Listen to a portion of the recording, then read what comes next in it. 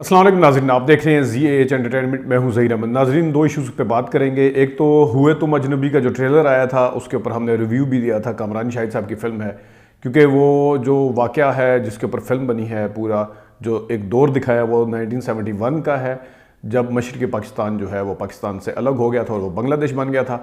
उस ज़माने की एक स्टोरी दिखाई है। उस स्टोरी के ऊपर मैंने जिस तरह कहा था कि जिस वक्त फ़िल्म देखेंगे उसके ट्रेलर का रिव्यू दिया था और बहुत अच्छा लगा। फिर मैंने बताया था कि 71 दिखाना जो है वो बड़ा मुश्किल काम है। उसमें देखते हैं कि 71 किस तरह दिखाते हैं। इसके ऊपर बात करेंगे। बड़ा एतराज़ आया है जो कि बड़ा वैलिड एतराज़ इसलिए कहा जा सकता है कि बड़े मुस्तनद ज़राए से आया है। उस पर मैं बाद में बात करता हूँ, लेकिन पहले जॉयलैंड का एक गाना है जो इंडिया ने इंडिया की जो टी सीरीज़ है उसने कॉपी किया है। बीबा साडा दिल मोड़ दे जे तू अखियां दे नाल नहीं रहना। पहले मैं ज़रा बता देता हूँ, फिर उस गाने की तफसील पे आते हैं कि जो मौसीकार हैं उसके अनीस फ़रासत साहब, उन्होंने इंस्टा के ऊपर क्या चीज़ शेयर की है, वो गाने के क्लिप, और क्या लिखा है उन्होंने। फिर मैं आपको गाने की जो सिमिलैरिटीज़ हैं या जो जिस तरीके से जो पोर्शन कॉपी हुआ है उसको बता देता हूँ। पाकिस्तानी मौसीकार फ़रासत अनीस ने दावा किया है कि इंडियन म्यूज़िक इदारे टी सीरीज़ ने इनका गाना चोरी किया है। फ़रासत अनीस ने इंस्टाग्राम पर वीडियो पोस्ट की जिसमें जॉयलैंड का गाना बीबा और टी सीरीज़ के गाने के कुछ हिस्सों का मुआवजा किया गया है। इन्होंने कहा कि कितनी शर्मिंदगी की बात है कि टी सीरीज़ हमारे काम को चोरी कर रहा है, और वो भी सिर्फ इसलिए कि यह गाना इस वक्त दुनिया भर में ट्रेंड पर है। मौसीकार ने टी सीरीज़ को शर्म दिलाते हुए कहा कि आपको शर्म करनी चाहिए और पाकिस्तान के एक उम्दा गाने को बर्बाद नहीं करना चाहिए। फ़रासत अनीस के मुताबिक उन्हें इंडिया से मुकम्मल हमायत, यानी इंडिया के लोगों ने मुकम्मल हमायत का बताया, और जो है वो सारी उसको यकीन दहानी कराई गई है। जो गाना है वो जॉयलैंड का वो किस तरह से है, वो आप ज़रा देखिएगा। कर बैठी सजना भरोसा तेरे प्यार ते जे तू अखियां दे सामने नहीं रहना बीबा साडा दिल मोड़ दे। ये सुनिएगा ज़रा।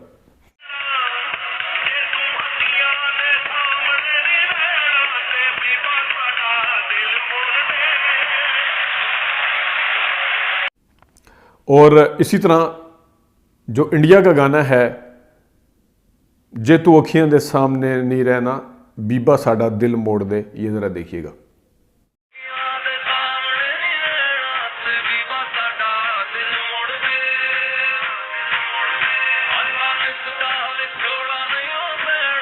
फिर कर बैठी सजना भरोसा तेरे प्यार ते, ये जॉयलैंड का आप सुने दोबारा।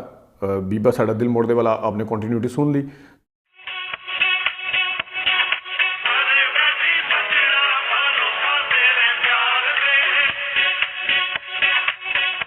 फिर आखिर में जो इंडिया वाला जो टी सीरीज़ 2-2.5 मिनट का गाना भी आया है उसमें कर बैठी सजना भरोसा तेरे प्यार ते, ये भी सुनिएगा ज़रा।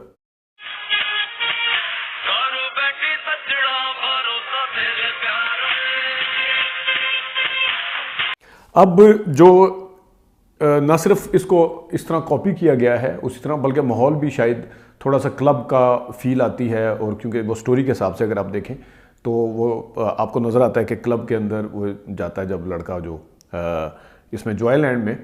तो इसी तरह जो क्लब का म्यूज़िक है, पीछे माहौल, सिर्फ म्यूज़िक के ऊपर गौर करिएगा कि किस तरह जो जिस तरह क्लब के अंदर वो होता है, वो ज़रा जॉयलैंड का देखिएगा।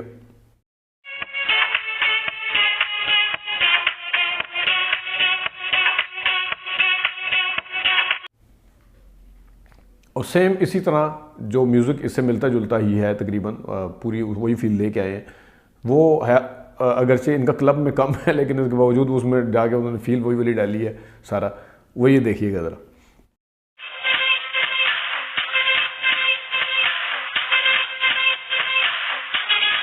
तो ये वैसे इस गाने का जो जॉयलैंड का गाना है इसमें सरवत गिलानी ने बहुत ही कमाल एक्टिंग की है पूरी फिल्म में, जॉयलैंड में।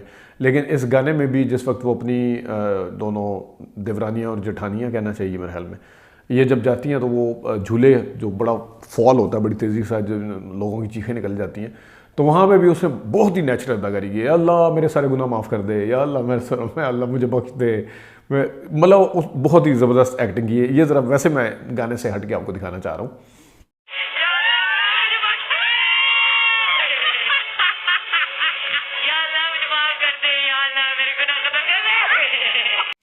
तो ये है इंडिया और पाकिस्तान का। अब जिस तरह पठान का हमने लास्ट उसमें आपको बताया था कि पठान का गाना जैसा नकल हुआ पाकिस्तान से, 2-3 किसी मेहरबान ने आके और फिर वो मिस बैंकॉक का जो गाना आपको दिखाया था वो भी मैं चंद ख्वाब से जालूं अगर इजाज़त हो, उसका भी फिर और भी 2-3 यानी कि यहीं की सारी बीट्स हैं जिसको पठान के गाने में नकल किया था। और अब आपने टी सीरीज़ वहाँ का बहुत बड़ा इदारा है, मेरे ख्याल में उनके अपने तो आप 5 या 10 सेकंड का क्लिप लगा लें तो वो कॉपीराइट क्लेम भेज देते हैं, लेकिन पूरे का पूरा गाना उठा के चोरी कर दिया। बड़ा मुल्क है, ये मौसीकार यहाँ से रब्ता करने की कोशिश कर रहे हैं। यही अगर वो करते तो इन्होंने पता नहीं मुकदमे खड़े कर देने थे, लेकिन अपनी तरफ से टी सीरीज़ का इतना बड़ा इदारा है वो जवाब तक देने को तैयार नहीं है। और हमारी जनरेशन जो खा वो इंडियन मतलब हमारे एज के हों, हमारे बाद जो आए यंग जनरेशन जो है वो खा इंडिया के हों खा पाकिस्तान के हों, तो देख लें कि कौन किसको कॉपी कर रहा है, कौन किस से ज़्यादा मुतासिर है। और ये जो एक मिथ या एक परसेप्शन जो बनी हुई है कि पाकिस्तान कॉपी करता है, पाकिस्तान भी नो डाउट करता होगा, करता है, लेकिन जो इंडिया कॉपी करता है वो अपनी तरफ से पूरी वारदात इस किस्म की डालने की कोशिश करता है, जिसमें ख़ास तौर पे पठान में डाली गई है कि वो पकड़ाई नहीं ना दे। तो ये है मामला जॉयलैंड का और टी सीरीज़ का। अब आते हैं दूसरे टॉपिक की तरफ। नाज़रीन, हुए तुम अजनबी के ऊपर मैंने जिस तरह पहले बताया था कि असला वगैरह या जहाज़ वगैरह जो इस्तेमाल किए गए हैं वो उसी दौर के नज़र आते हैं, दिखते हैं, या माहौल है। तो इस टाइम पे जिस वक्त आपको कैमरे के फ्रेम के अंदर बड़ा ख्याल रखना पड़ता है कि आपको कोई ऐसा जदीद दौर किसी भी तरीके से, खा वो इलेक्ट्रॉनिक्स के मद में हो, खा वो जो टेक्नोलॉजी जितनी तरक्की की है उसके मद में हो, किसी ने कोई मोबाइल ना उठाया हो, कि पीछे जो पूल बने होते हैं उसके जो इंटरनेट अपना टावर जो होते हैं नेट मोबाइल कंपनियों के, इसके ऊपर कुछ चीज़ ऐसी नज़र नहीं आनी चाहिए फ्रेम में। तो बड़ा ख्याल रखा जाता है और रखा जाना चाहिए। लेकिन हुए तुम अजनबी को ये क्रेडिट जाता है, हमने जिक्र भी किया था। एक जो बड़ा वैलिड किस्म का आया है, जहाँ जहाँ लड़की के सीन हैं वो ज़रा देखिएगा हीरोइन के। ढाका यूनिवर्सिटी में लिखी गई ज़ीनत और निज़ामुद्दीन की कहानी।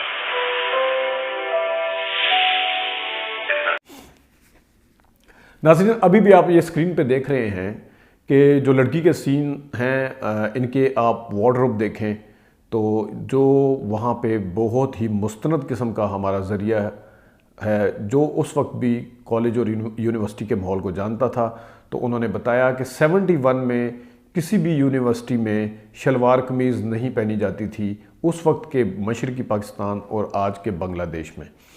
बकौल उस सोर्स के उन्होंने बताया कि उस वक्त साड़ियाँ पहनी जाती थी और ये जो शलवार कमीज़ का रवाज अब बाद में, बहुत बाद में आया था, बहुत बाद में।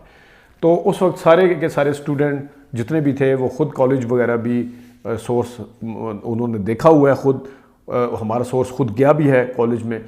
तो उन्होंने बताया कि वो ख़ुद और उनके साथ जितने लोग थे वो हर तरफ साड़ियाँ ही पहनी जाती थी और साड़ियाँ ही दिखती थी, कोई शलवार कमीज़ में नज़र नहीं आता था। अभी ये एक हीरोइन का किरदार है, इसके पीछे ज़ाहिर है जब यूनिवर्सिटी की पूरी फिल्म रिलीज़ होगी, यूनिवर्सिटी का माहौल अगर दिखाया गया तो पीछे किसी और ने भी साड़ी ना पहनी हुई तो और ज़्यादा बुरा लगेगा, और अगर पीछे सब ने साड़ियाँ पहनी हुई इन्होंने नहीं पहनी और ज़्यादा बुरा लगेगा। तो इस वजह से ये एक फ़िल्म रिलीज़ होने से पहले ही बड़ा तगड़ा जो एक एतराज़ बनता है उस वक्त के हिसाब से उसको पकड़ा गया है। कमरान शाहिद जो हैं उस फिल्म के डायरेक्टर, अदाकार शाहिद के बेटे, बड़े ज़बरदस्त हैं, प्रोफेसर हैं, पढ़ाते भी हैं, किताबों के राइटर भी हैं।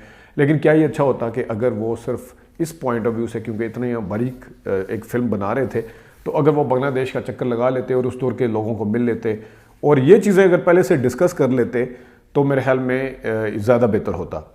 अब फिल्म रिलीज़ होने के बाद, ये तो ट्रेलर था जिसके अंदर से चीज़ पकड़ी गई है, फिल्म रिलीज़ होने के बाद कितनी चीज़ें पकड़ी जाती हैं कितनी नहीं, ये अब कमरान शाहिद साहब की क्वालिटीज़ के ऊपर है, उनकी तख्लीक जो उन्होंने की है या उनकी जो सोच है उसके ऊपर है। ये उनका बहुत बड़ा इम्तहान होगा, क्योंकि जब आप इतने सीरियस टॉपिक को लेकर फिल्म बना रहे हों तो इस तरह की 2-3 चीज़ें भी पकड़ी जाएँ तो वो सीरियस टॉपिक जो है वो कॉमेडी के अंदर तब्दील हो जाता है। नाज़रीन, ये थे कुछ बातें जो आपसे करनी थी। अपना ख्याल रखिएगा। अभी तक के लिए इतनी इजाज़त दीजिए। अल्लाह हाफ़िज़।